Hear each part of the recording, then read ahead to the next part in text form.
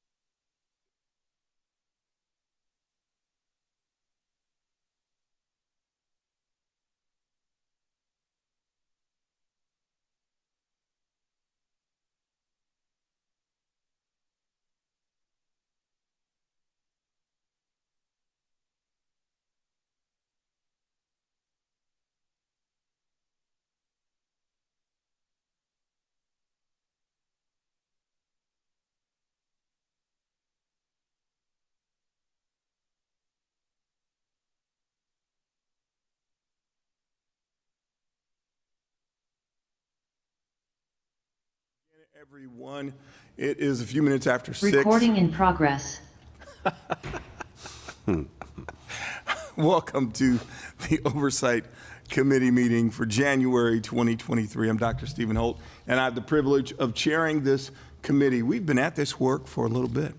Yeah, a little bit. We've been involved in moving this process from inception when it was just a concept. It was the beginning phases of a $20 million allocation to create opportunity for affordable housing. And we've had the privilege of seeing over 1,000 individuals move into collectively ownership and affordable rentals. We've seen facilities get established and erected in the ICURA, the Interstate Urban Renewal Area, and we've also been able to help families purchase homes throughout the city of Portland. I am extremely grateful to have been part of this process and really excited about the work that we've been able to do. I do not want what we've accomplished to ever be swept under the rug or to go without being appropriately recognized. And so to those of you who've been a part of the Oversight Committee for an extended period of time, thank you. Thank you for your commitment, your consistency. Thank you for being willing to step up, to stay in, to be a part of this process. It hasn't been easy, and it hasn't always been pretty. Yeah. We've had to deal with some difficult situations. We've had to address some tough spaces. That's a part of this work. I find it necessary to kind of to open with a disclaimer, not just for us, but for those who are watching, that this is not personal in that we are not trying to attack any specific individual. We are not trying to attack any specific institution, but we are holding institutions accountable. That's what oversight committees are supposed to do. This committee specifically is not a rubber stamp committee. It is not. It is not a committee that just looks at information and then allows that information to move forward. No, we examine. That's what we're here for. We're here to examine, to question, to investigate, but we're also here to support and encourage and help to be successful those who are willing to step into this very difficult space. Affordable housing is a difficult space. And our job, if we do it well, at the end of the day, will benefit the community. That's who we fight for. That's who we speak for. That's who we think for. That's who we are to represent, the benefit and the health and the welfare of the community. So thank you very much for being a part. We have new prospective members that are here tonight, and I'm super excited about their presence. Two that are on Zoom. And not in the physical room, but they are here in the space. Tanisha Renee and Estelle Love, thank you very much for being here tonight. We're excited about that. And then two that are in the room, Saley Winters and Adrienne Miche, who are in the room tonight. And we're excited about your presence as well.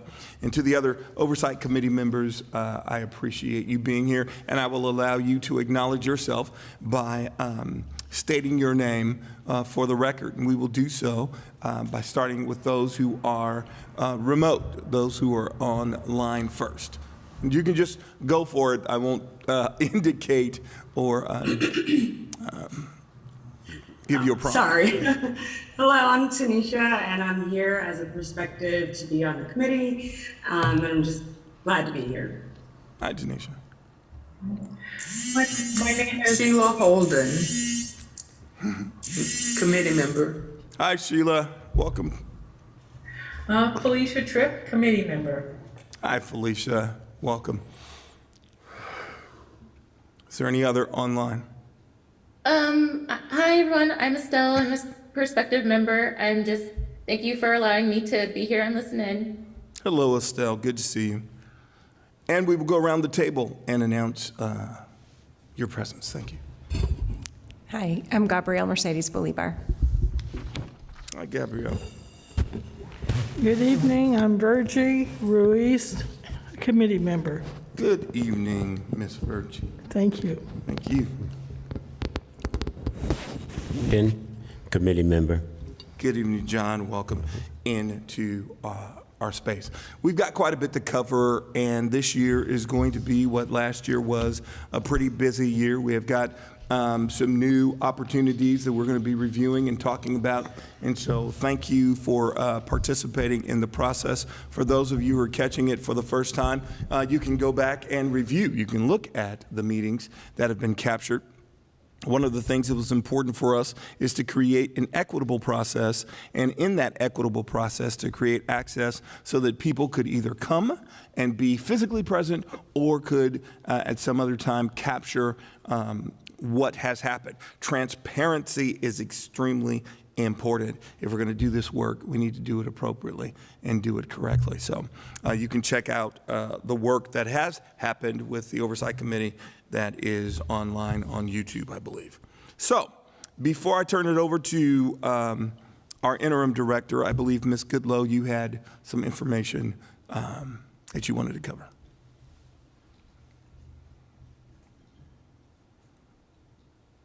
Yes, good evening, everyone. Leslie Goodlow. I'm the Equity and Business Operations Manager for the Housing Bureau, as well as I put project manager in air quotes for the Northeast Housing Strategy, and I staff the Oversight Committee.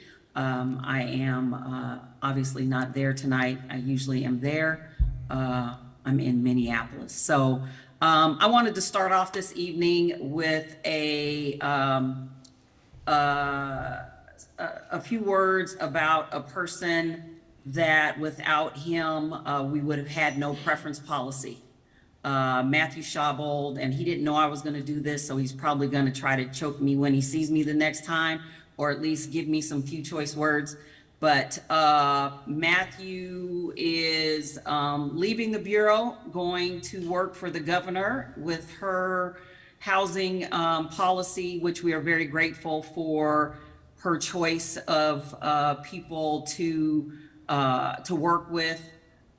Matthew came to the Bureau as the policy manager, and he jumped in with the preference policy and has been diligent in ensuring that that policy holds true to fair housing, and that we are maintaining both the integrity of the process as well as the spirit of which it was developed and requested. So I just wanted to publicly thank Matthew for all the work that he has done for the Bureau, and more specifically for the housing strategy and the preference policy. He is going to be greatly missed at the Bureau, both as a coworker, but also as a friend. I know he's not leaving the world.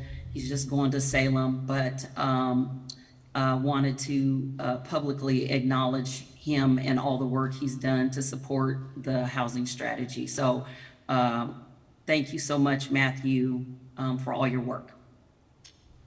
Thanks, Ms. Goodlow, and I echo that. Matthew has been a key contributor, not only in that area, but just in terms of thinking and processing around how we do this work and the way we approach it. Congratulations to you, and trust that your next days are going to be amazing.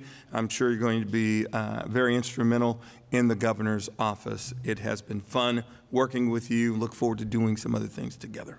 Congratulations. Lost to PHB. Thank you very much for those words. And Leslie, I did not know you were going to say that, but I do appreciate it. And I'll just say that I've very much appreciated all the work I've had the opportunity to do with the Northeast community and the Oversight Committee and all of the organizations. It was one of the first things I started working on when I started with the Bureau, and it's been one of the most impactful. So thank you very much. Thanks, Matt. Molly. For Klimt here. I just wanted to also take a few minutes to recognize and acknowledge and just cheer on Matthew Schaubold, who was instrumental in the creation of the North and Northeast preference policy. And just want to let you, especially those who are new, it's a nationally recognized, innovative policy that has had astounding results. And I can't echo this enough because we get asked from other cities from time to time. We did things, of course, in our own Portland way, but it's because Matthew and people on the team and people from this committee engaged those who were displaced to understand how do we create a methodology so we can help people come back if they wanted to come back. Matthew brought, for those of you who don't know Matthew that well, he brought a certain kind of dry wit and levity to our work when we needed it most. And that sort of speaks also to, he's a man of strong character and huge integrity, and he always is leading with racial equity in the work that he has done. So I just wanted to share that this has been a moment where it's a chapter for the Housing Bureau and what we've learned from this policy.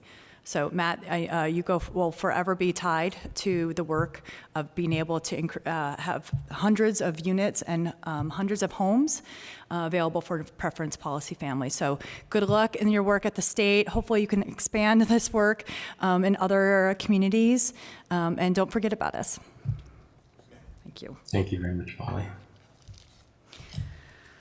Well, that's our big news, but we also, it feels like we've had a bit of a season of change in many regards, and I just wanted to take a moment to share with you all some additional transitions that have happened to the Bureau.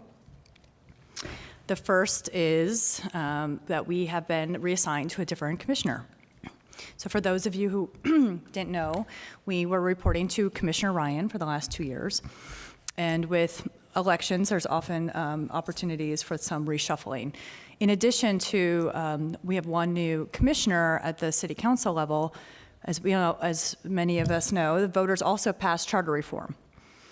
So it is a combination effect that that put us towards Commissioner Rubio, because we are aligned now with what's called a cluster of service area bureaus, where we do align for economic and community development activities.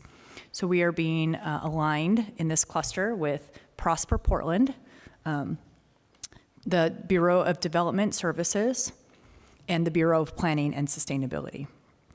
So this is a very exciting new change, I believe, for the Bureau, because we overlap with many of those other agencies, but this way we can actually think about new ways of being more streamlined and being on the same page around what policy priorities we are engaging with the community on. This is week 2. So there are a lot of new things we still have to figure out, a lot of onboarding of the staff. We'll have the commissioner, we'll invite the commissioner to come join this committee as soon as she's available. And it's been pretty exciting so far. The other few things that are happening at the same time is the mayor has asked us to do our budget differently as well. So we were asked to present a budget that's what we call a base level budget. So our core programs that we have ongoing funding for, we are preparing submission of that budget right now. That's due at the end of January. And then we'll go through a process over the next 2 months after that with our cluster service bureau to come up with where, if we do have any sort of decision packages or any sort of adds or deletes, we would do it in coordination with them. So there's not the 3 areas that we are hearing that are main priorities for the mayor is related to housing and homelessness and economic recovery. And of course, so we are really in our cluster is really in the heart of where the mayor's priorities are. There was a third one, which is livability and public safety. So we worked with you all, and we worked with the community to come up with some decision packages. We're still waiting on further guidance from our commissioner of how she will want to set priorities across her new service areas. And so we will be, I've shared with the commissioner, we would love to go through the packages that we had presented to her, and that was based on the feedback we got when we did a community budget forum. Additionally, all around the same time, we also went through a process to put out resources to build more affordable housing, otherwise known as the Metro Bond Opportunity Solicitation. We put out 3 properties that are meant to support the North and Northeast housing strategy through both rental housing and homeownership. I unfortunately cannot announce the winners of those projects tonight, but we are hoping to be able to announce those in the next week or so. So we went through a process. We had a community review committee.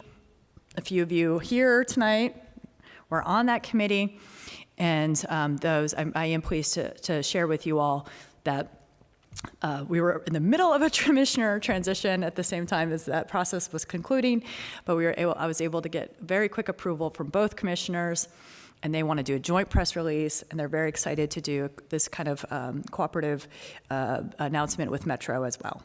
So they were very, very excited about the slate of new projects, and I'm looking forward to coming back to you next time to be able to talk more about those particular development teams.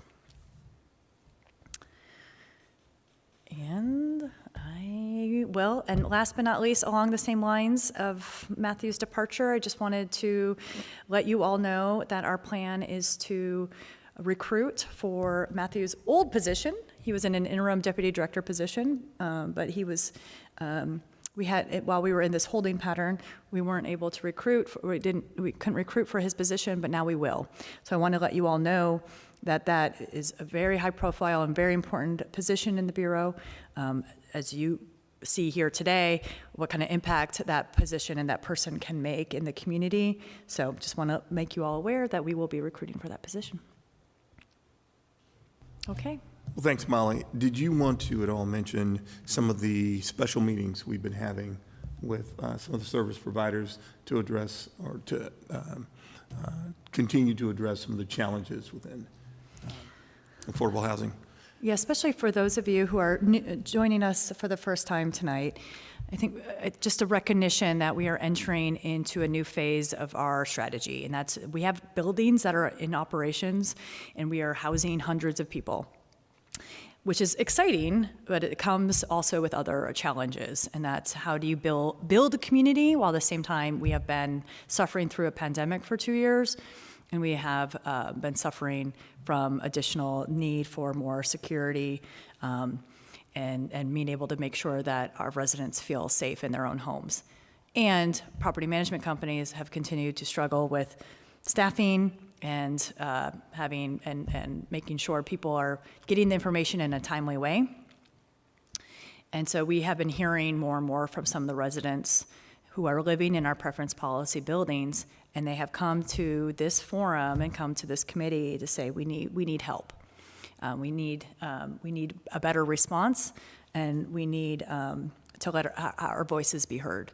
So we have been engaging in a smaller group with those property owners and those property managers to get to more of what are their different strategies that they could be doing. Part of our role is an accountability role.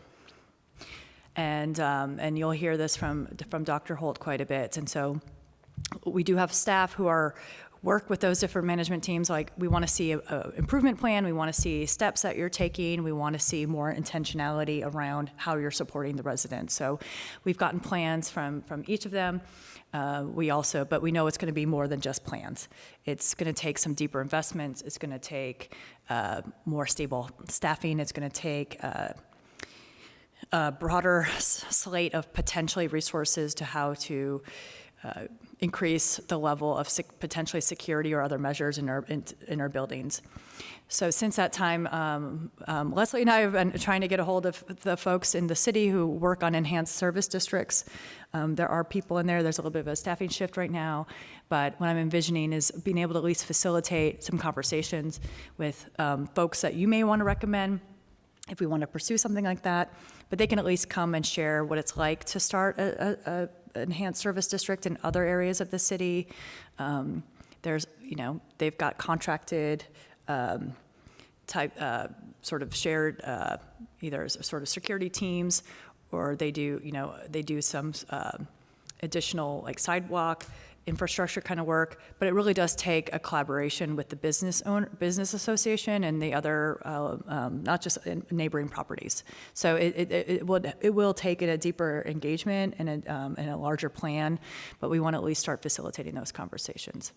I'm envisioning that be more of a smaller group with those direct property owners and managers, but we want to be able to report back here, especially if we can get some actual tangible results. Thanks, Molly. I didn't want to leave that in the air since it's been such a hot topic. I appreciate it. Any questions from the Oversight Committee or comments from Molly? She said a mouthful, man. It's a lot, but this cluster thing, can you give me a little bit more of an understanding of how that definition came to be, or why are they calling it a cluster? Yeah, I think they've used a few different words like portfolio or service areas. I think it's recognition that there are certain bureaus that have a lot more in common than others, and we're going to go through a 2-year process where we're going to end up with a city manager. So within that, I think what the mayor is hoping for is an opportunity for bureaus to get better aligned, either if there are programs that may be a little bit duplicative, let's talk about that. I think the budgeting process is meant to be having the bureaus be more conscientious of what the other bureaus are doing before we put in a package. So it's going to be 2 years of we believe a series of, could be, not sure what kind of changes are ahead of us, but it's a 2-year process, and they believe that this was a good first step. Thank you. Thank you. Gabrielle? Ms. Virgie? Okay. Felicia or Sheila, any questions or comments?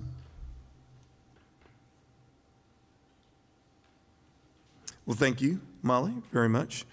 We are going to go to NHP updates. John Trent and Ira, come and join us. Thank you very much. And Good are we evening, following gentlemen. along with them, Dr. Holt, on this document here? Are we delving into this document at this point in time? Okay. Good evening, Oversight Committee members. Good evening, Dr. Holt. It's a pleasure to be here again to present you some information about our home ownership from the present policy. I just want to say that in terms of it's been an honor to be working with such a great team. In terms of home ownership, it's such a priority within our community since needed. And working with IRA and the partner agency, and also Bev, in terms of working hand in hand with the potential home buyer. And really, buying a home could be overwhelming. And so having someone to walk through the paperwork and getting them ready and qualified to purchase a home it's an honor, and it's a great deal. And also, I just want to mention in terms of our construction coordinator, Marvin, also look at the home to make sure that the home's in good condition and address some of the home improvement. So with that, I'm going to have Ira introduce himself and then go through some of the numbers that we want to present to you all tonight. Good evening, Oversight Committee members. Thank you for your time this evening. I just want to give a good report out. Next slide, please. My name's Ira Bailey. I'm a housing program coordinator with the NHP team. Part of my responsibilities are just kind of helping facilitate folks getting into homeownership counseling, preparation, and helping to ensure that there are funds available for folks who are either using our down payment assistance program for loans, or if they are looking to get into one of the newly constructed condos that were developed in partnership with Habitat for Humanity and Proud Ground. And then also want to recognize that our goal being that it was to create homeowners by the end of 2022. We worked in partnership with other organizations, including Portland Housing Center, PCRI, which is Portland Community Reinvestment Initiatives, African American Alliance for Home Ownership, better known as AHA. We worked with the Native American and Youth and Family Center, NAYA, and Hacienda CDC. So it was through partnership with all of these organizations that we were able to achieve homeownership for all of these that I'll be going over all of the homeowners.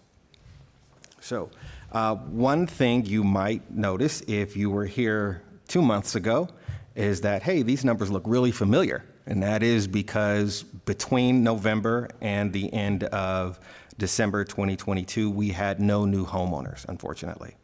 So the goal that we had set for ourselves was to create 110 new homeowners with PHB resources, and I want to make sure that's very clearly stated, by the end of 2022.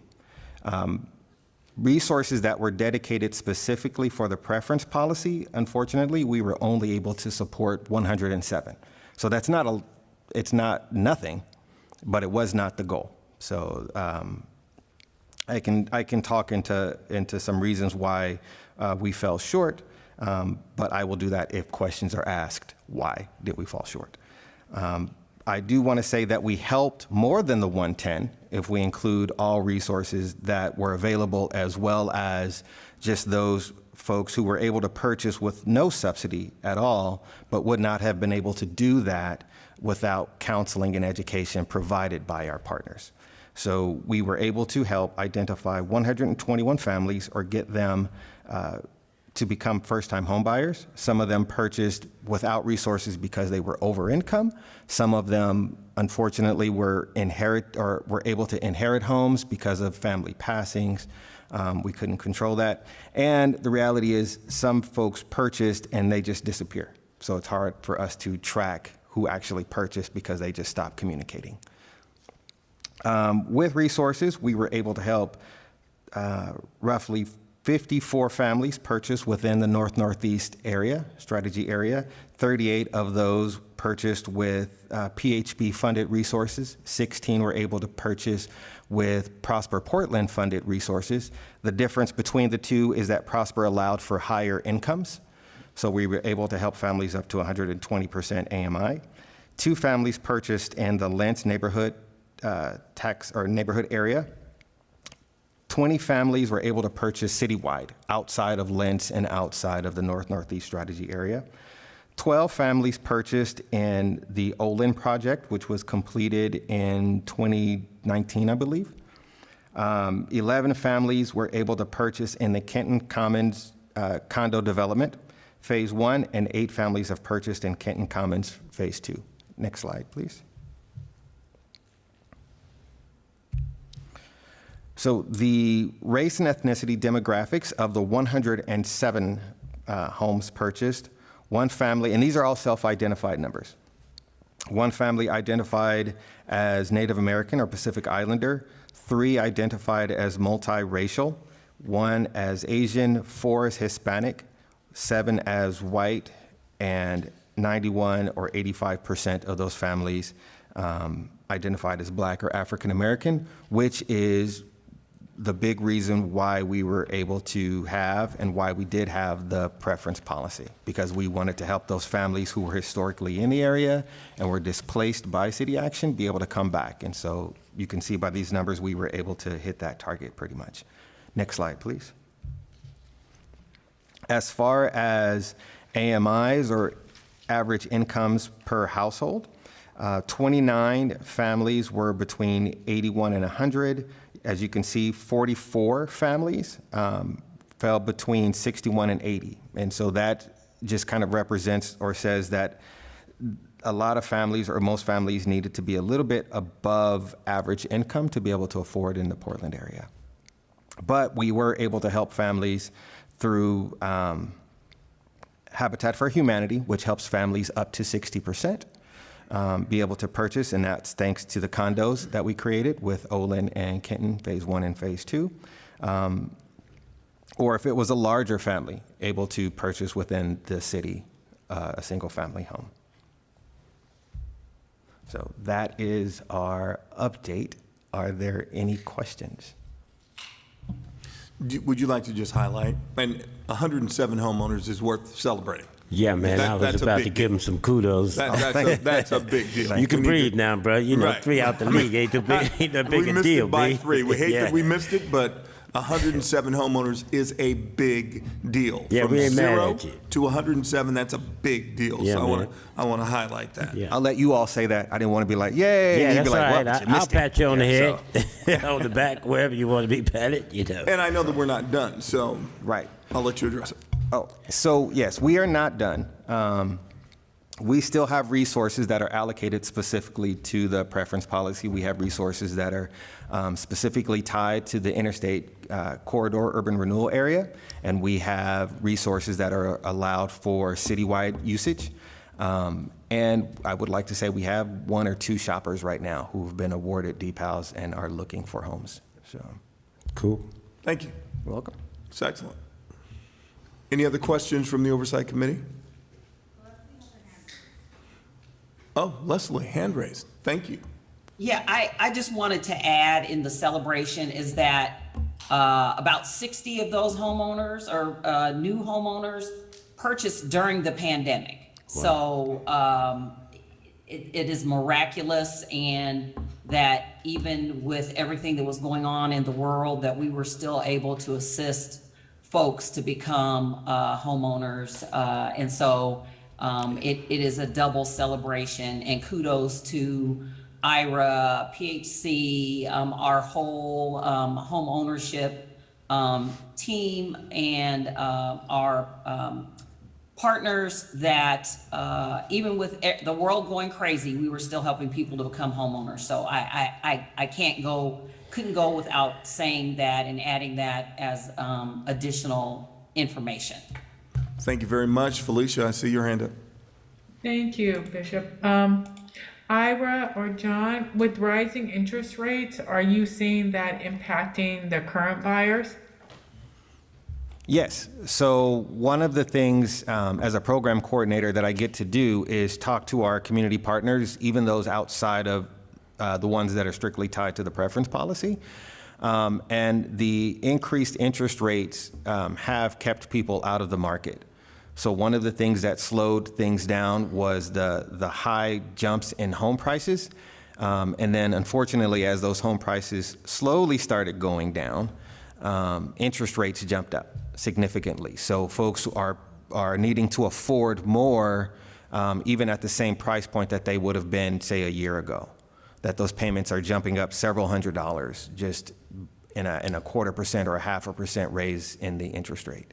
So it is definitely having having an impact, which is why the rate of homeownership has slowed over the last 12 months, not just with preference policy, but with all buyers.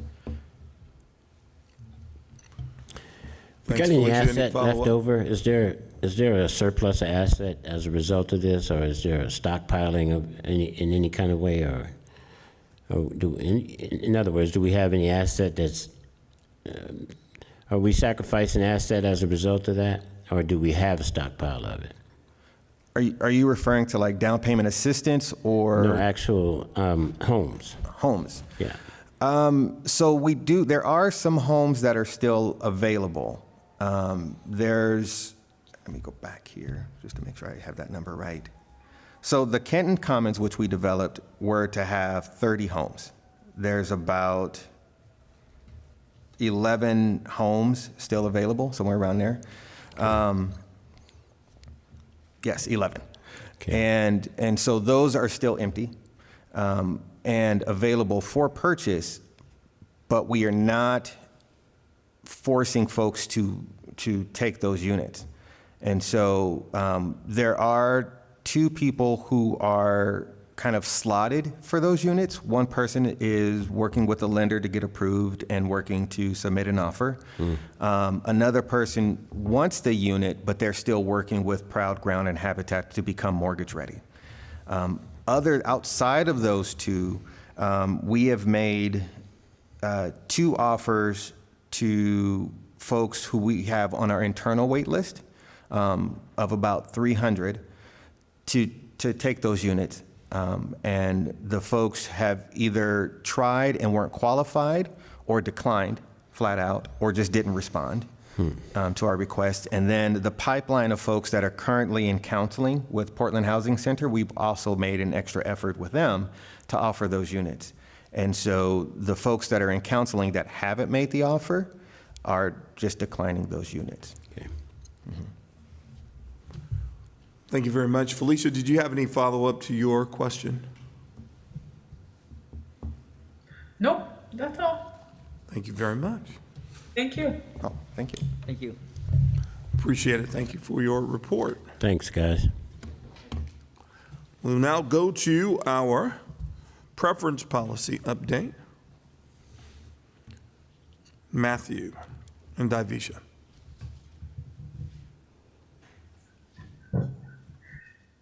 Good evening, everybody. I'm going to pinch hit for Divisha. For the record, Matthew Schaubold, the Interim Deputy Director with Portland Housing Bureau, here to just give an update on where we are with our preference policy waitlist. Next slide, please. So, as I think everybody knows, but to reiterate, we have 6 buildings currently open with people living in them that are subject to the preference policy. It's roughly 400 units. Next slide. And then we have 3 buildings that are going to be in process, and we're getting ready to do a series of outreach and engagement events in the coming year and a half for each of these in order to boost up the public awareness of these buildings coming online, and it'll add about another 200 units to the preference policy overall. Next slide. So just reiterating where we are with our wait list, we now operate and have since the summer of 2021 a rolling wait list for the rental units for Northeast preference policy rental units. We no longer operate building specific wait lists, and we no longer operate like single wait lists for initial lease ups. Currently, the waitlist has around 1,300 applicants on them. And has, oh, no, it's okay. That slide's good as well. And as you can see, we've got our pretty standard point distribution. And I guess for some of our oversight committee members that are newer, we tend to see this kind of up-down between the 2-point increments. So in the brackets of 6 and 5 points, we tend to see higher number of applicants in the 6 point than the 5. And then similarly, the 4 and the 3 and the 2 and the 1. And the reason for this is it tends to be that if you, as an applicant, qualify for 5 points, there's a very good chance that you'll qualify for 6, just based on the structure of the policy. So we're not seeing any concerns at the moment about our point distribution. This is fairly consistent with our point distribution for our single building rounds in the past, or even our home ownership rounds. So we think that we're still reaching, the target community with this. But I think the last thing I'll mention is that we're looking forward to engaging the Oversight Committee more because, as I mentioned, we do have 3 new buildings coming online. We will have some more home ownership opportunities in the future. And so we're going to be trying to make sure that we get the word out and we do the proper engagement and communications and partnership to make folks aware of these upcoming housing opportunities. And so that we can get folks on the list that want to be considered for either the home ownership or the rental property. But, Divisha and Gwen are doing fantastic work in planning for that. And I know that we will continue to be successful at that. So that's our update on the preference policy. I'm happy to take any questions. Thanks, Matthew. I will open it up to the Oversight Committee first. Questions for Matthew? Ms. Virgie, Gavin? Good. Felicia or Sheila, any questions? Thank you, Matthew. Oh, I'm sorry, go ahead. Not for me. Okay. No. All right. Matthew, it sounds like this is going to be the last time you'll be in this space with this conversation. So thanks for your work.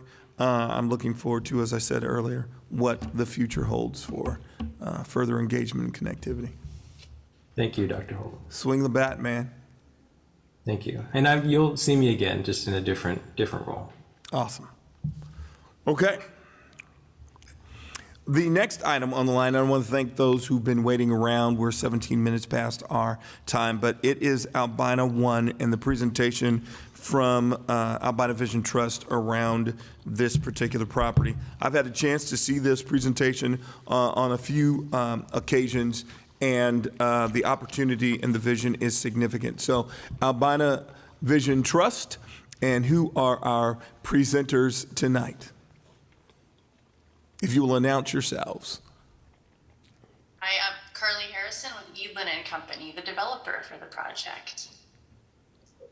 Good evening, everyone. I am Thayeen Talton Davis, Communications Manager for Albina Vision. Wonderful. It is in your hands.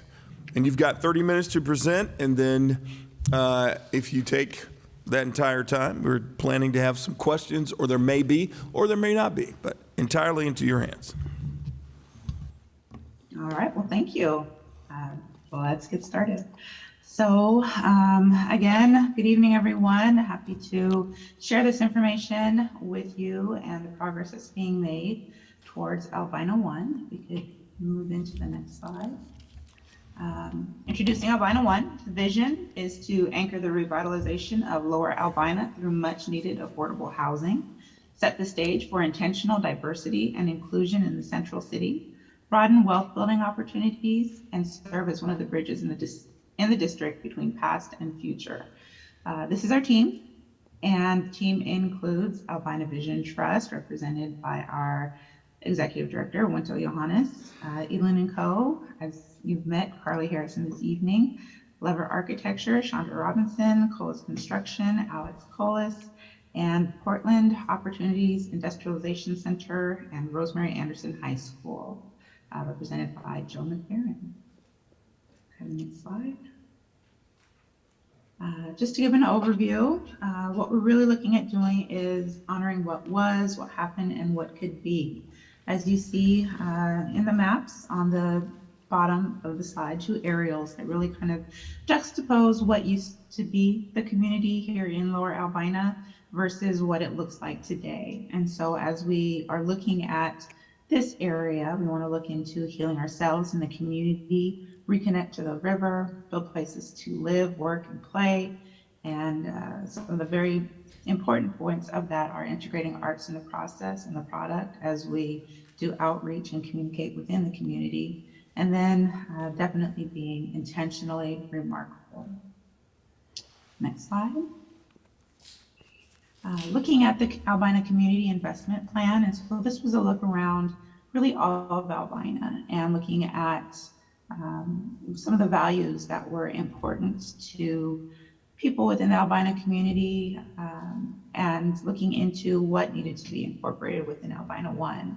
So as part of our CIP, Community Investment Plan, we had a number of community hosts and collaborators that you see on the screen here, people from various generations, from those who were impacted by the essentially being removed from their homes as children, to newer generation of those who perhaps have a completely different set of ideas of what Albina is and what could be. Next, please.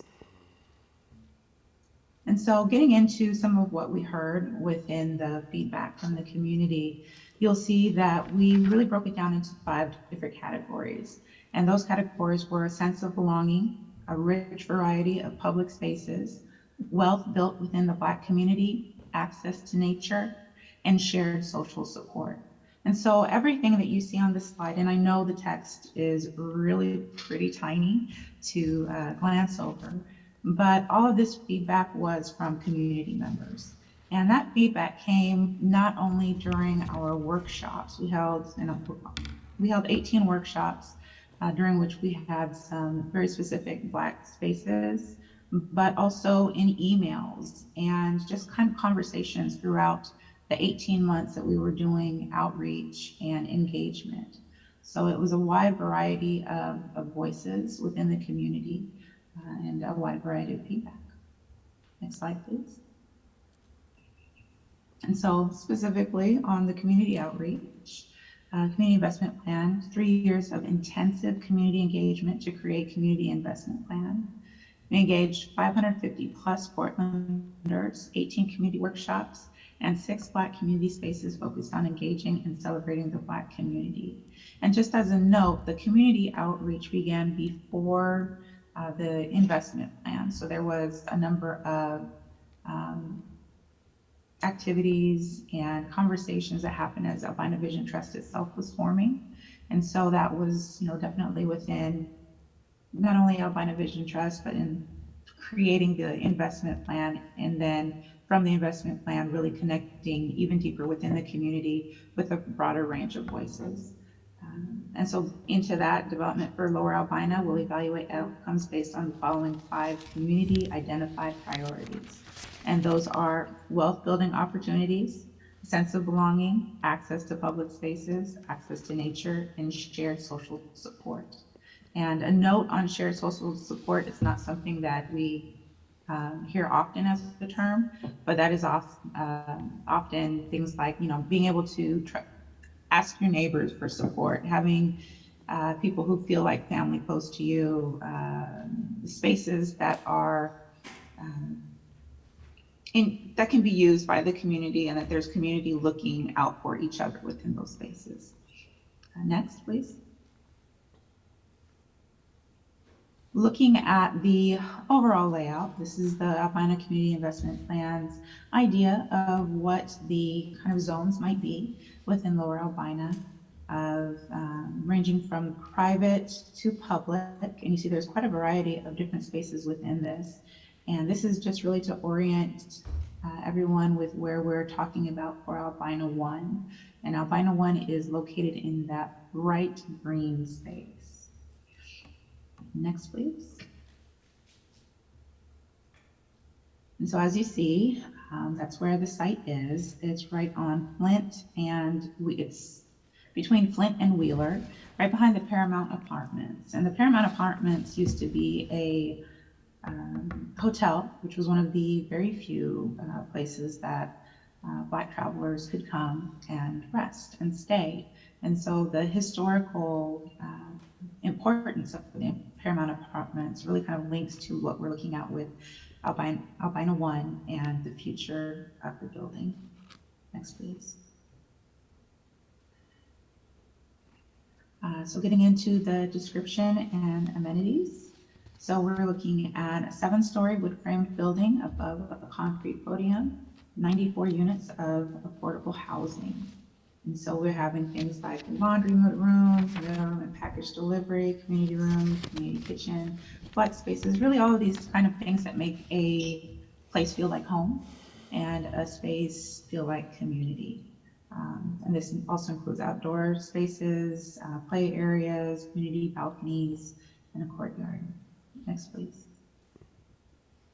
And speaking of those community balconies, this is the idea of what we're looking at for those, these large spaces that are outdoors where everyone gets a chance at that $1 million view, which was one of the points that was brought up during our community outreach. One of our participants really voiced that she was happy that you know, that the views that we usually would get from, say, the penthouses and the apartments in the top floors, which tend to be very exclusionary, are, you know, available and should be available within the community for a variety of people. And at this point, I'm going to turn it over to Carla. Thank you.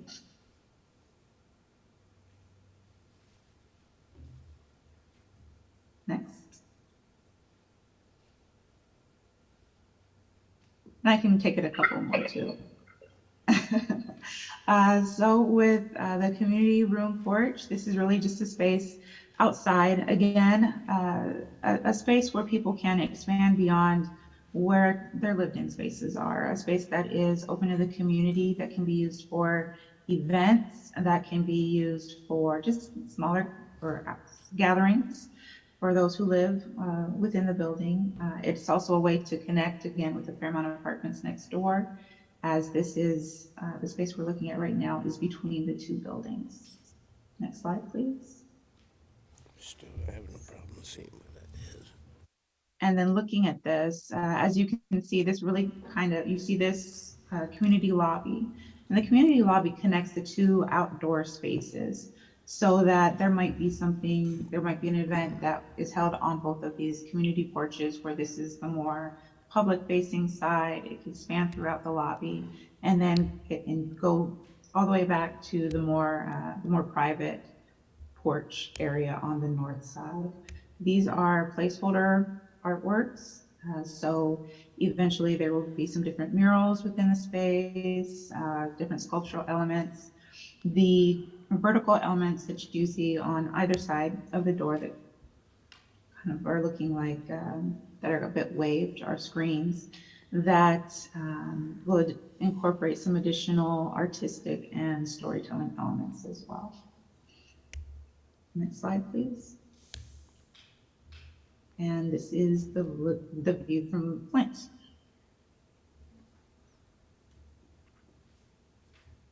And next slide. Okay, so going into the site plan, this is where I mentioned the north porch and the south porch, or the more private space that is fenced off, and it has an area that's accessible from within the building. It's more towards having a space for children, being able to watch from, say, doing your laundry or any other time that you might be down on that first floor doing some different things. And then this really just kind of shows how that layout of the south porch or the community space might be. Next slide. Okay. Perfect. and this is where I get to jump in. So thank you for having us this evening. I'm Carly Harrison. I work with Evelyn and Company, and we have the honor of being the developer to help Albina Vision bring this project to fruition. So I get to walk you through the floor plans, our unit mix, target population, some outreach specific to this project, as well as our schedule and contracting goals. So what you're looking at here is our level 1 floor plans. And because of the grade change that was pretty evident in the renderings, this floor plan really is the community facing floor plan. And as you can see in the pink, these are the community centered areas that are available for residents for both services, community events, and then the broader community too, when we have events to integrate. Let's see, I'll call out a few of the other colors. Well, first, other events or other spaces that are pink are the resident services offices for the POIC staff that will help do the programming, and they're right there next to the courtyard. That community entry point that Kane mentioned earlier brings you into a lobby with some seating for people to mingle, maybe to check out a laptop to use there in that area. And then there's access that goes directly north to that north courtyard with the play space. Restrooms there, and then a large community room with a kitchen. We've updated the plan since, and the kitchen is now actually to the west of the community lobby right there. So it integrates with that kind of spillover space. And then in gray is more of the back of house, mechanical maintenance, storage, generator, and also includes kind of a secondary bike room. The other one's actually on the next floor up. And as well as the laundry room that is in the yellow, facing that north courtyard, and there'll be windows so that if kids are playing out in that courtyard, that play space area, families can look out there and watch their kids play. And then on the west along Wheeler is what we're currently referring to as the maker space, and it's about 1,000 square foot space for a commercial tenant that's to be determined, whether it's a maker, a nonprofit office. More to come on who that will be. You can go to the next slide. This is level 2, and this is the grade that, or the level that faces Flint, and is predominantly the residential lobby, main entrance, kind of the back of house for the residential site staff, the property management staff. Includes the mail room, package room, trash room, a restroom, and then the main bike storage, since we anticipate most cyclists using that as transportation will come from Flint. It's a very very bikeable street. And then all of the green are the units, and we were able to position all of the units on this floor facing the interior of the courtyard instead of at grade on Flint. Which we wanted to avoid, and design review likes us to avoid. And then to the west along Wheeler, those units are facing the street, but they're actually a floor above because of that grade change we looked at earlier. And you can go to the next slide, please. And this is floors 3 through 7. It's a 7-story building altogether, and so a bulk of the units are on these floors. As Kane mentioned, we have patios for residents every other floor, so 3 total, which allow those views to the river and a place for the community to gather. We were able to include a lot of 3-bedroom units, and you can see in the particular green at the corners, those are all 3-bedroom units. So we're really glad to have been able to fit those in. And I'll note, it's not every day that you get to face so many bedrooms on the glass, and I believe 100% of our bedrooms currently have window access to each bedroom, which is not always typical and easy to do to fit. And you can go to the next slide. And this is our unit mix and affordability matrix. So as we said, 94 units, 39 1-bedrooms, 33 2-bedrooms, and 22 3-bedrooms. For 55 total, what we refer to as family size units, 58%. So we feel really glad that we're able to include so many units for families. 32 of the total units are at 30% AMI with 19 project-based vouchers. And we were really glad to be able to allocate those vouchers to those family units. with all the 3-bedroom units at 30% getting a voucher, which is just a big win for those families. And the remaining 62 units at 60% AMI. And you can go to the next slide. And so for the target population, the goal is to serve the BIPOC community and families displaced from Northeast Portland. As noted, this project will be under the preference policy as well, with 75 of the non-voucher units under the policy. And then our goal is also to focus on young trades professionals and their families, with a focus on single fathers, as you know, there's not a lot of support or services for single fathers and their kiddos. So we've also, you know, brought POIC as the main service provider to help connect services that they do, and then other organizations that can also participate to provide parenting classes, you know, some cooking and nutrition classes, employment support, transit passes, leadership development for teens and kids, and really to have our you know, services always be coming back to those 5 community values for that ABT identified in their CIP, to have that shape not just the services, but also the design of the project. And you can go to the next slide, please. And then lastly, in addition to the really extensive community outreach that ABT has done for this district, they've also done a lot of work, and we as a project team have done a lot of work to connect with the broader community. The Elliott Neighborhood Association we've met with several times. Historic Albina Advisory Board we met with earlier last year. And then obviously to our nearest neighbor, the Paramount Apartments that Kane mentioned, a historic building, we've met with them too, just to discuss, you know, we're going to be a neighbor for forever with them. So that was a very productive meeting with the staff and residents there. And then ABT hosted a pop-up event at the site itself earlier last year in September. That was just a really great, well-attended event with tons of families and artists and vendors to really activate and show what this space can be, and not just the space, but the broader area of Lower Albina. And you can go to the next slide. And lastly, to go over our contracting targets and schedule. I'll first talk about schedule. We are, believe it or not, going to go out to bid next month. So we're gearing up for that and really excited as we plan to start construction in June of this year.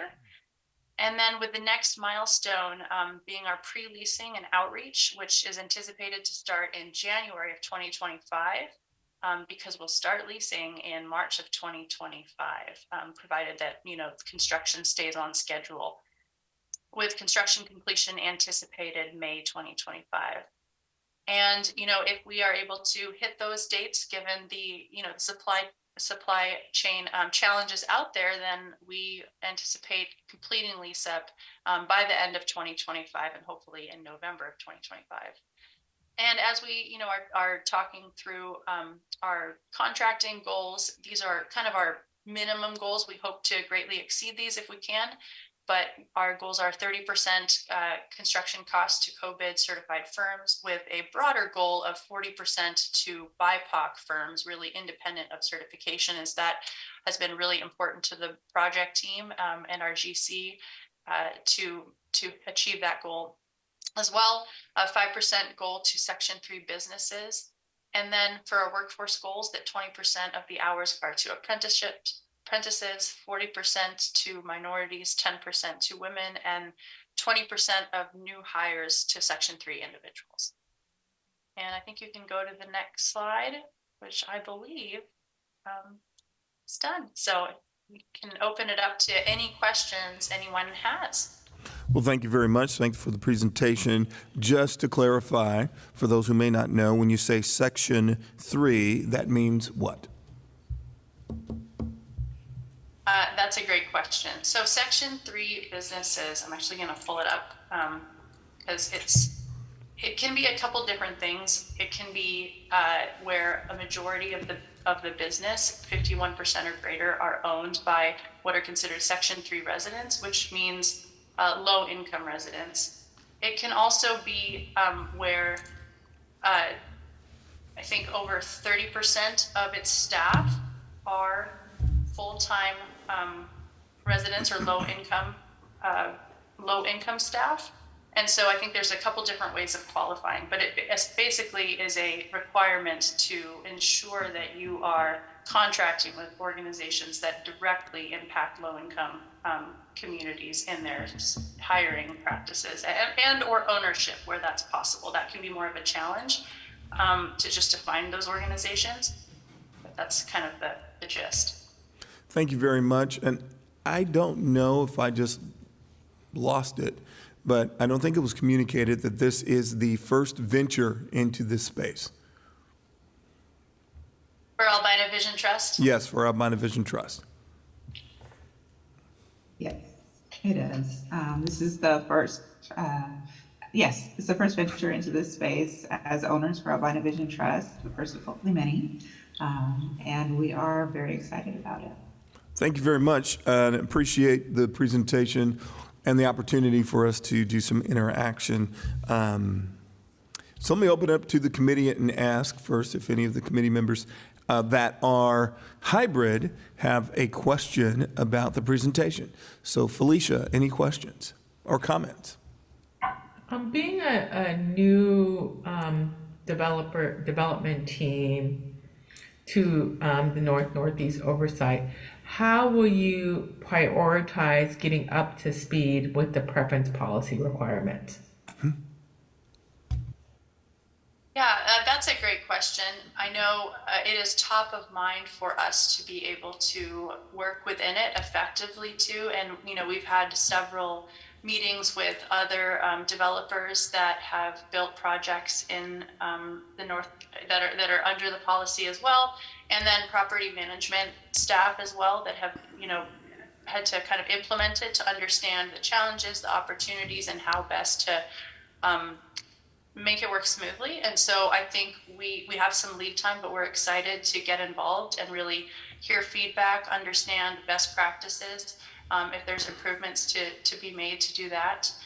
And yeah, I think that's more or less where we see, you know, our role. And will you guys be coming forward to us with the plan and how you're going to actually utilize it?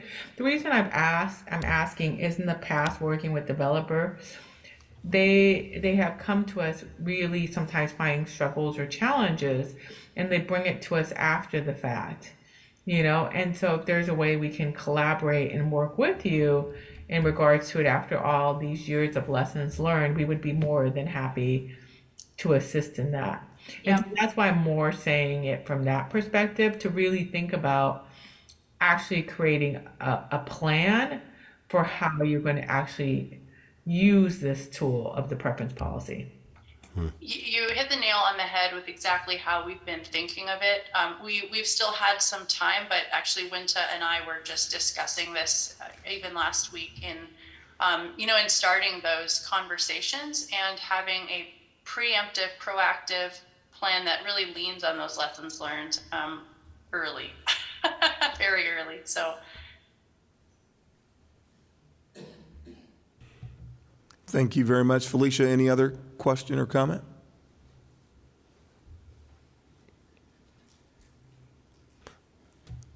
It looks like she might be frozen. Are you talking about me or Miss Sheila? Oh, Felicia, I was asking if you had any other question. You were sitting so still. Oh, no, I was done. I wanted to make room for others. Thank you very much. Miss Sheila. Yes, I have congratulations on getting this going. I kind of am going to piggyback some on what Felicia said, in that there are a lot of lessons learned out there. And it's always great to have an enlightened developer. But the experience with working in the community with such a project is probably going to be challenging, hopefully not daunting.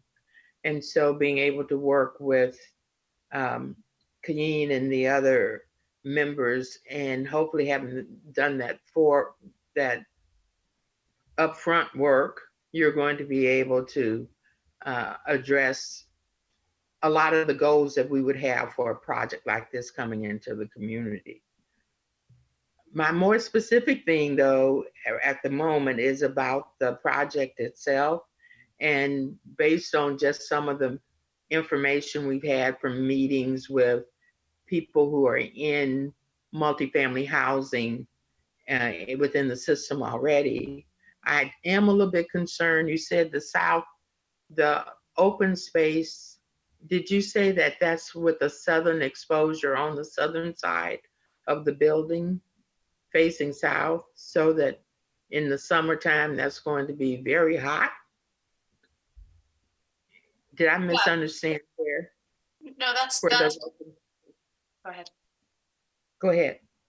No, that's correct. The larger community plaza that connects Flint to Wheeler with the accessible path is facing the south, but it is directly north of the Paramount Apartments, which actually provides a decent amount of shade. I can't remember how tall the building is, but it's between, I think it's about 4 stories. It could be a little taller.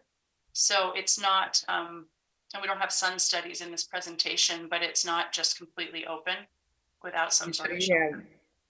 So there is shade there, but you also have open spaces on the upper, like 2 of the upper floors in that same area. And so those would be less likely to be covered by that building. And we already know from the past 2 summers with climate change or whatever is causing this weird weather we've been having, that's going to be an issue. And so how you architecturally address that, either in the kind of materials you're using on the floor, if you will, and the orientation again is going to be real, because it's going to be sitting out there unused during the summer for some period of time, when they probably need to be outside of the space the most. So I hope you can give that some consideration. And the other issue is around where you have the common services. And you talked about having people in there doing that work. It is going to be so critical with so many different age groups and family sizes and types in that building, that you have a very proactive presence on the space in those basically in the service area rooms, like for the mail and for the for security and that kind of thing, so that people can feel comfortable in the building and know that the folks who are there overseeing their mail, their packages, their whatever that's coming in, that they're going to be adequately served. Cute kid. So how you guys address it? Yeah.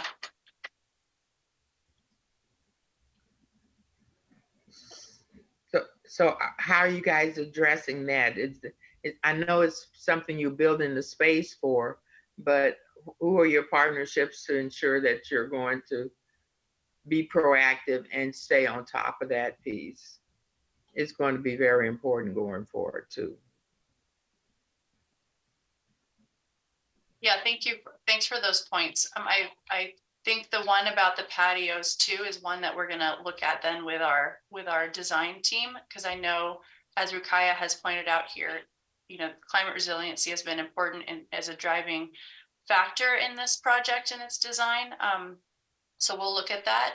And I did want to point out, it is important to have that proactive presence on both of those floors that will have significant overlap with both residents, and in some cases where it's community facing events, community members. And so we have positioned our resident services office and then our property management's office to have very, very clear visual access with glazing and open doors that are lockable. to be able to see those spaces and have eyes on them in addition to cameras. But really good things to keep in mind too, and always try and improve.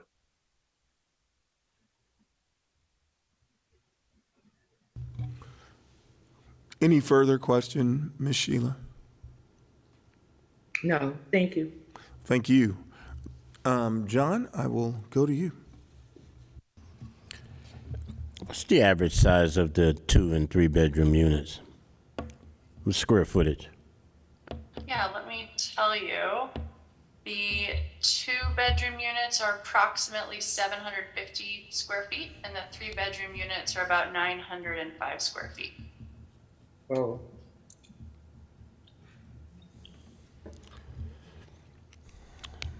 Oh, small. But thank you. No. I will go to Gabrielle. Well, first, I would like to say congratulations to you on this project. This is a huge success getting to this point. I want to echo some of the comments that Ms. Sheila made. I assume we don't know who the property manager or the property management company is going to be yet. Is that correct? That's correct. We likely have a partner, but we'll, yeah, TBD. Okay, but the program services will be provided by POIC and RAHS. Correct. Okay, so I would just echo then what's been already said, which is to really lean into identifying solutions, leaning into the conversations that have already been documented and happening with the preference policy properties, and perhaps even partnering with them in this process to ensure the safety, security, livability, and everything you're trying to accomplish with these residents is really prioritized, because this is their home, and it's a huge property with 94 units. So just really getting ahead of that would be really important. Thank you. Thank you very much. Ms. Virgie. Yes, I wanted to go back, and it was mentioned in a brief discussion on windows, and I'm concerned about the safety of the openings of windows, especially in you're talking about upper floors and children maybe in the place. Is there safety in place for this to keep accidents and things that happen when people open their windows?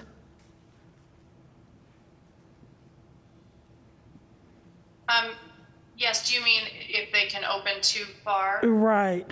To avoid that, yeah. I mean, we will always have window limiters on our windows, but also the position of where windows can open and whether that's down or up or sideways is important, just from a safety perspective. And then at what level that opening can occur and whether or not it's high enough to prevent any kind of accident from happening, more independent of whether limiters are on there, because those don't always stay on. So I can tell you that has been a concern and a driver of where those windows and where their openings are placed. Thank you. The next thing I didn't hear any mention of was apartments for the disabled, people that might be visually impaired or limited mobility. Are there any apartment units, if you have people that fit this criteria for moving in, do you meet their needs? Yes, I'll have to double check, but I believe we have 5 units that are specifically ADA units, and then of those, I believe we have 2 that need. I think either, I'd have to double check, but we do have a few units that have audio and visual impairment modifications. Thank you. Last, I wanted to know about parking. No mention of parking. That's correct. We don't have parking for the building. Okay. That's all. Thank you. Yeah. A couple of questions I have. Did you want to follow up first? Well, not so much, but I was just curious as, because I was seeing the contiguation of the property. And I'm just, since I sit on the HAB, I was wondering how close but I know the pre-existing building. So is it that building, are they putting a new, what, am I missing something? Are they renovating the old existing building that is there? Or are they rebuilding, or are they building a building? I will give it to AVT to respond. He's trying to identify the geography, specifically the plot of ground. We know that it's next to the I know it's a existing point, panorama. and I think the building you're talking about right there is a freeway on-ramp right now, pre-existing. Am I mistaken? It is close to it. We are building a new building. I don't know if we can pull the presentation back up to really kind of look at that map again, if possible, or not, but it is just north of the Paramount building. Okay. So if you're going down, if you're going down Flint, there is current construction underway to the north of the property that we are building off I-1 on, and then there's construction for another building. There's a lot that we're building on, and then there's the Paramount building. Okay. Thank you. I just got to go by and take a look at it. And right now it's a parking lot. Yeah. Okay, I think I know the property now. Okay, thank you. So great to be together tonight, and I so appreciate the interaction. We have, as an oversight committee, been in the space of doing this work for quite a bit of time, and there are things that are showing up now in many of the properties that we would certainly like to help you be successful avoiding. To navigate those waters and not see those same kind of challenges that are happening. So I want to speak to a couple of them, or I should say ask a few questions around them that you could give me some clarity on. Am I correct in that there is one laundry room? Yes, there's one laundry room on the main floor. And then our 3-bedroom units actually will also have laundry in the units, since those are most likely going to serve larger families.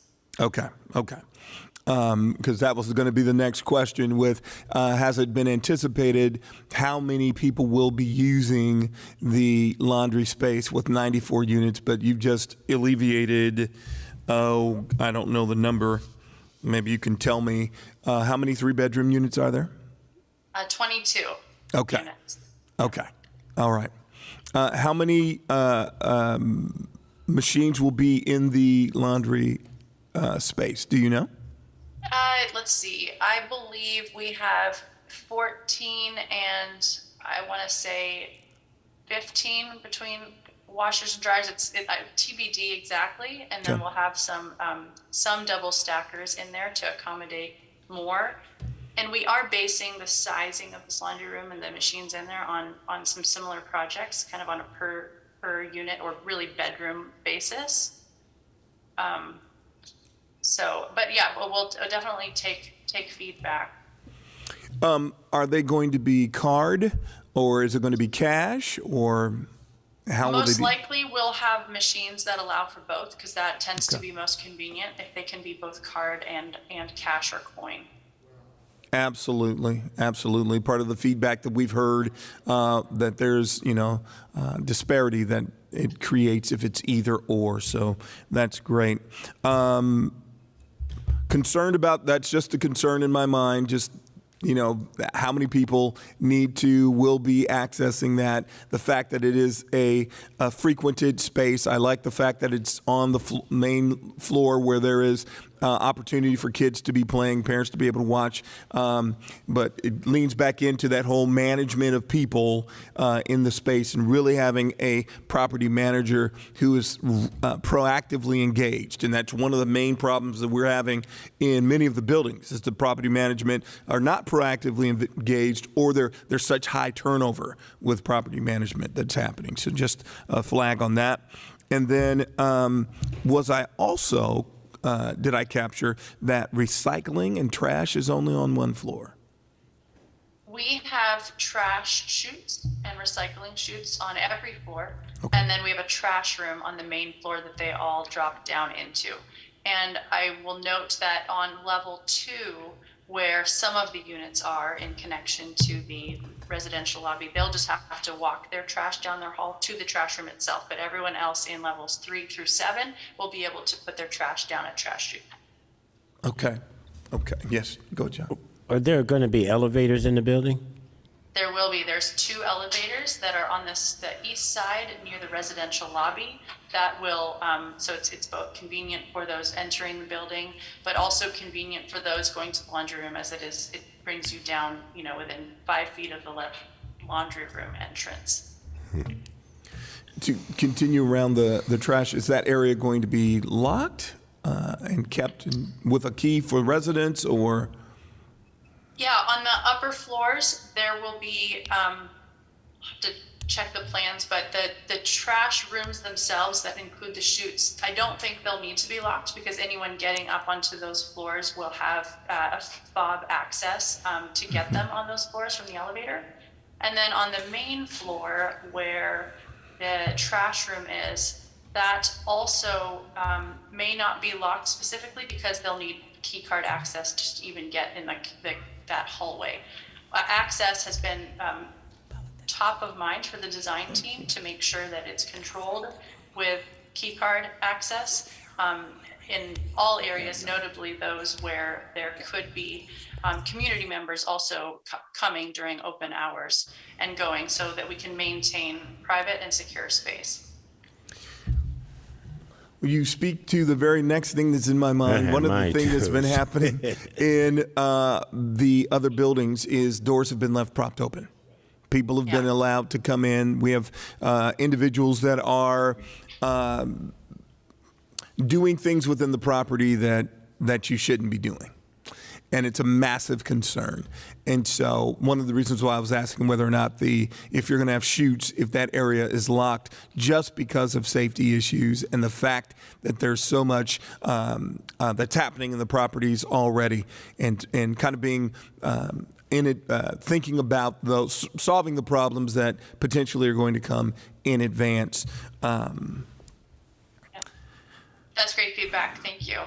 And, we have alarms for any door that is exterior facing to address that. But I will, we'll double check to make sure that the interior doors too are that we can address anything where people can try and. When you say you have doors that, the exterior doors that will alarm when it's open too long, does that alarm go back to the security or the property manager's office and they can see it on screen to see what's happening? Yes, that's the intention. If it's after hours, that it would alert the after hours property management staff person where there's some sort of alert. And what maybe I missed it. I'm sorry, Sheila. Miss Sheila, go ahead.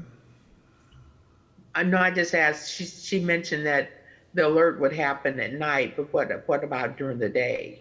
Yes, during the day, absolutely. And then mail, packages, things that are shipped, the strategy around that. That's several properties have had issues with items being stolen or a variety of issues around that. What are your thoughts?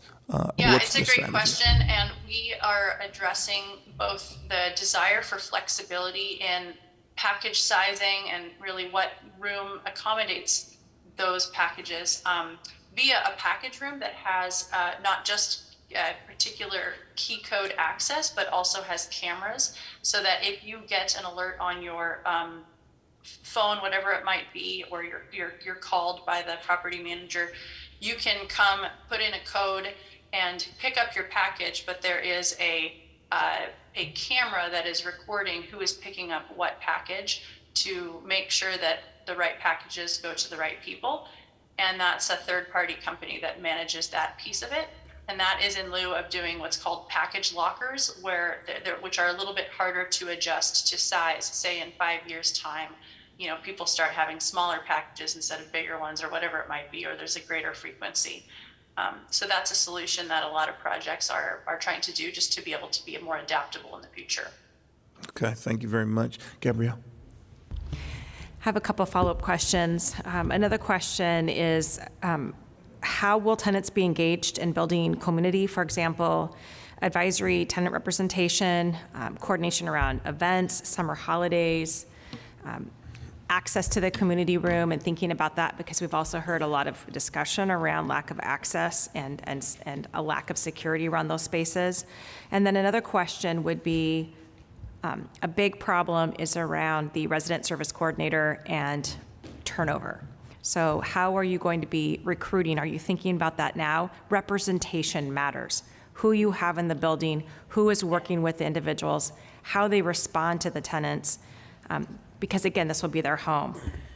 Thank you. Yeah, thank you. Great questions. And I can say we've thought about it, but not yet planned for that. So I think it's great to bring up, and something that we definitely will be planning for. So certainly around representation, and really all building staff, both the property management staff and resident services staff of POIC. Well, I'm excited about continuing our interaction and engagement, and hopefully you feel that this is partnership, that the questions and the concerns are coming out of lived experience, and wanting to make sure that there is as much success for the residents and for you. This is a significant lift, and I applaud you for being willing to step into this arena. This is a challenging arena to serve. Will there be anything for PSH units? Will there be a mix of PSH units, permanent supportive housing, in this facility at all? Not in this facility, no. Okay. All right. Yes. I'm sorry, Molly. Hi, thank you, team, for joining us tonight. I did want to just make a couple quick points for really more for context setting.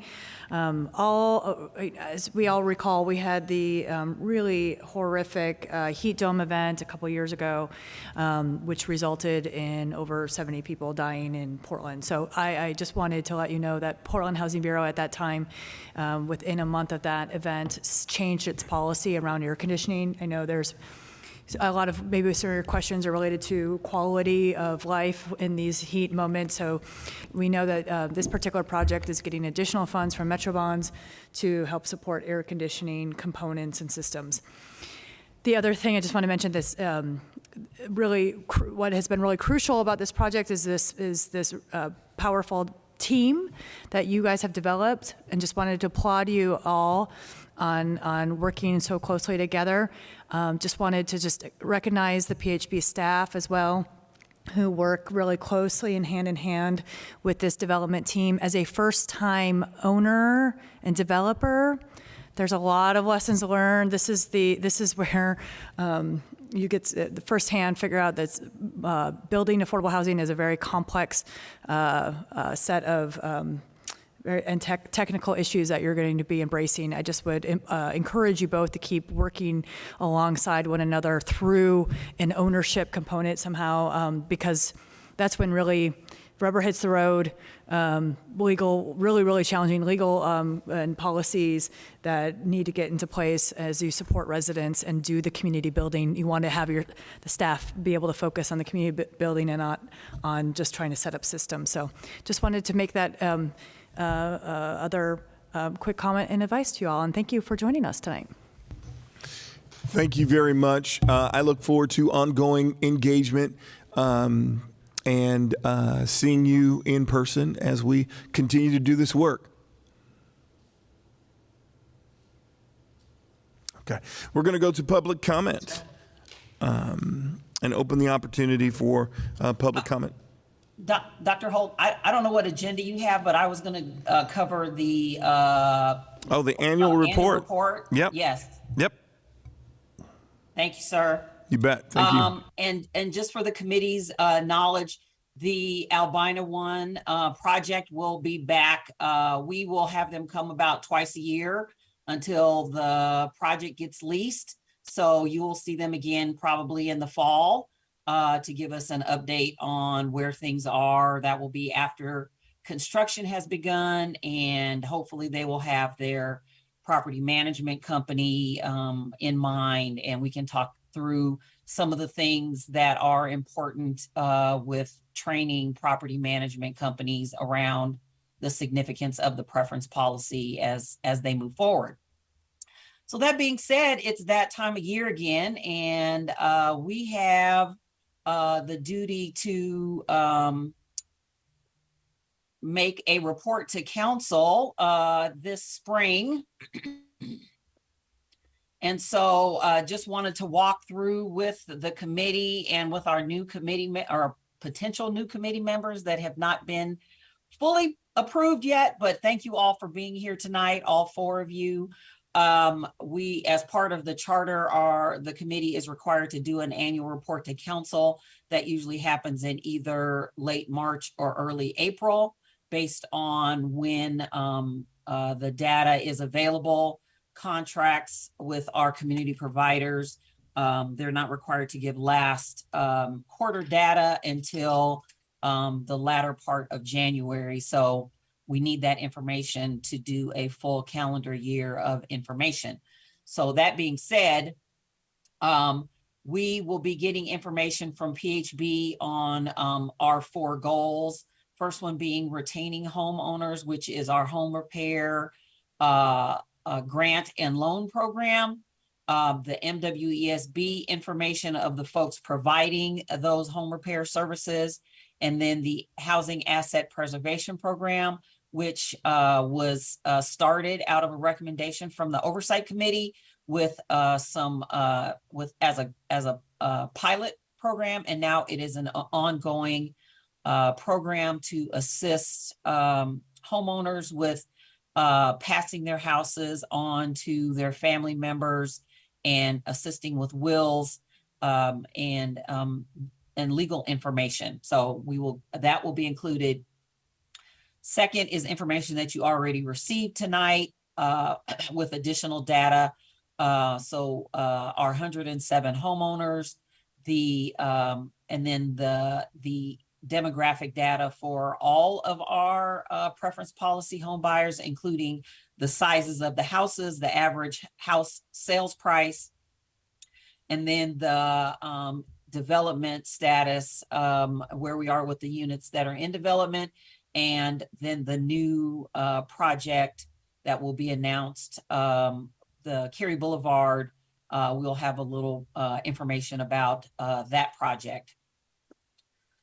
The third goal is creating rental homes. We will have demographic data of the people living in the 6 buildings.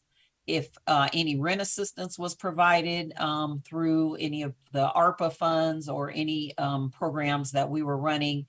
The unit development status, which we have 3 projects that are in development, including Albina 1, 5020, and a project through PCRI, Alcina, and then the MWESB data for those projects that are in construction.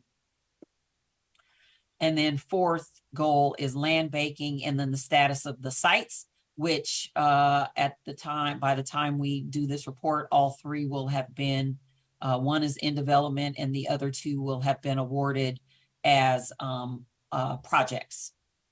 And then we have our preference policy, which we will have demographics, the current status. We'll talk a little bit about the next steps with outreach for the rounds for the home ownership, and what our community engagement is going to look like going forward.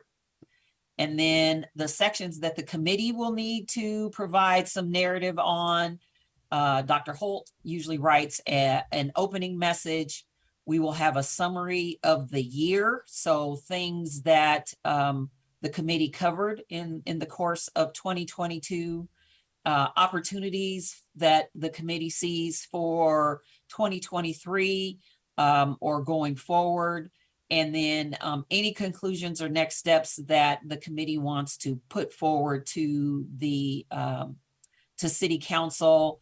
In the past, there have been things like asking them to support budget asks. 2 years ago, it was for us to have some additional funds for the preference policy and the maximum indebtedness, the TIF lift going all the way back to 2015. So those things are very important, and they have been instrumental in getting council to support what the committee is recommending and what in order to support the strategy. So I am going to be asking folks to volunteer to assist with developing some of that narrative along with Dr. Holt and myself. If you have ideas and suggestions for things that you want to make sure you see in this year's report, you can email those to me, and I'll make sure that they get on to the list as we are moving forward. We do have a deadline of around February 23rd to get this pretty well drafted and ready to go. So about 6 weeks. So it is really important that we get some committee members to provide some narrative. And I'll be sending out an email with last year's report and all of this information. We can do it by email, we could do a Teams meeting or Zoom to gather feedback, whatever is the druthers of the committee. And with that, I turn it back over to you, Dr. Holt. Thank you very much. Very important for us to execute and communicate around what has been done. Now we're going to go to public comment. Tony, I believe. Welcome to the table. To speak, please push the button. If it's red until it is, just push it, should turn green, and then you're on to speak. You have 2 minutes, sir. Thank you. My name's Tony Greiner. I'm the land use chair of the Irvington Neighborhood Association. We're, I don't know, about a mile and a half east of this project. We're working on a 96 unit affordable housing in our neighborhood, so I came out here to get educated. My first question, just really quick, it says BIPOC firms, certified and uncertified. What does certification mean in that context? I will defer to Molly. So there are lots of acronyms in this one, but the state has a program where they have a designation that is called DMWESB, Disadvantaged Minority Women Owned Emerging Small Businesses. Each of these have different definitions, but it's mostly tried to get, it's a certification that if you have a public procurement, for example, you can give preferences and give additional priority to those that identify in those ways. We also have a number of firms out there that haven't gone through the full certification process or have had troubles going through it, but they identify as BIPOC anyway, BIPOC owned, meaning Black, Indigenous, or person of color owned, but just hasn't been certified yet by the state program. Okay, all right. My question from this, I know this lot really well, and it's a food desert. There's a Safeway about a mile and a half east, and a New Seasons maybe a little more than that north, and there's no parking. And you know, we have this fantasy everybody's going to take the bus and bring their groceries home, but I really think the Albina One people ought to look at least a small parking lot, maybe some of those sprint cars that can be rented, you know, places like medical ride companies.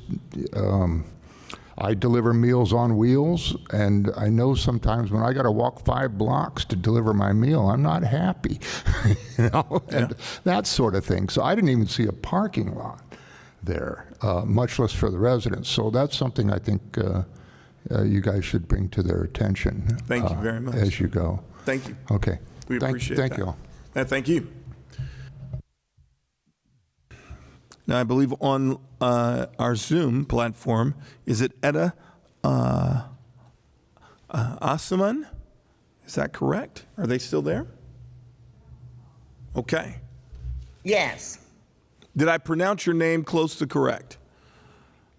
close. It's Etta Assuming. Assuming. Okay. Thank you very much. You have 2 minutes.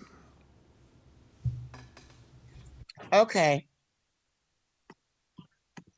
Wait a minute, I'm trying to. Okay. Yeah. You know, now when all this was planned out, did you get some feedback or focus group for the people that you was gonna serve within that community?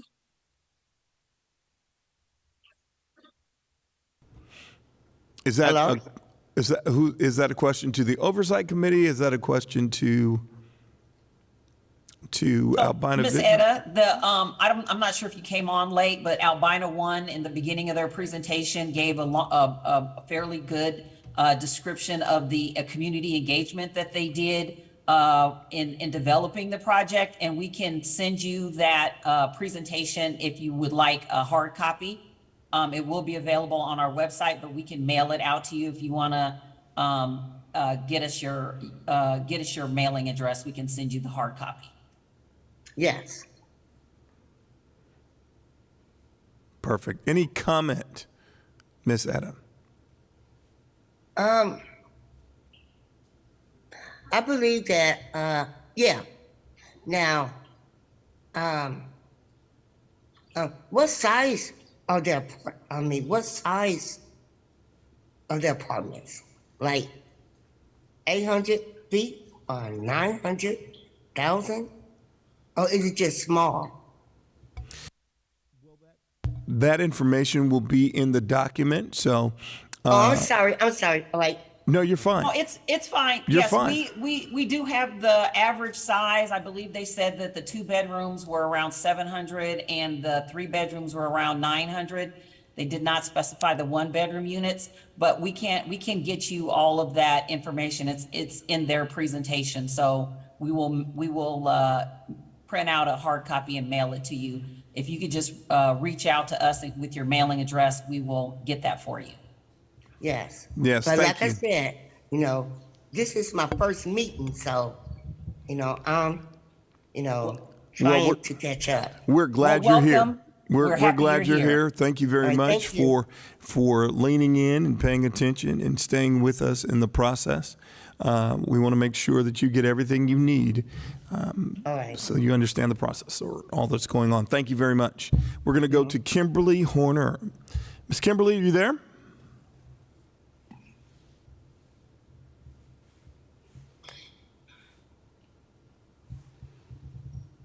I don't see her on the Zoom any longer.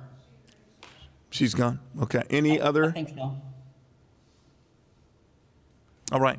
There is an orientation. So for the new prospective members, thank you for being here. For those who are here in the space, I'd love it if you could stay for just a couple of more minutes. I'd like to get your feedback on your thoughts about how tonight went. For those who are here hybrid, thank you.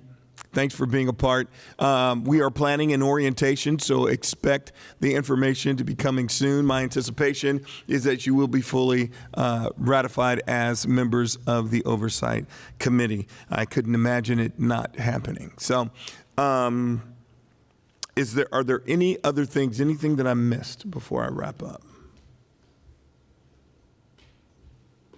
Okay. Well, thanks for your time tonight. We appreciate your effort and your participation. This is real work. It's serious work, and it impacts lives, communities, and families. And I will end with what I began with. Those of us who've been a part of this work, we've been a part of this work because it is passion. It's because it is investment. And for many of us, it is about character and integrity. And so we want to make sure, as much as is possible, we create and invest and establish the safest, healthiest, and most successful environments for everyone to thrive. If the questions feel intense, or if at moments it can appear that there's an attack, it is not personal. It is never about attacking an institution nor an individual. It is, though, about thinking through what is necessary to help this be as successful as possible. With that said, everyone take care of yourselves. Stay safe. Be safe over the next 3 days for the MLK holiday. Bye-bye. Record.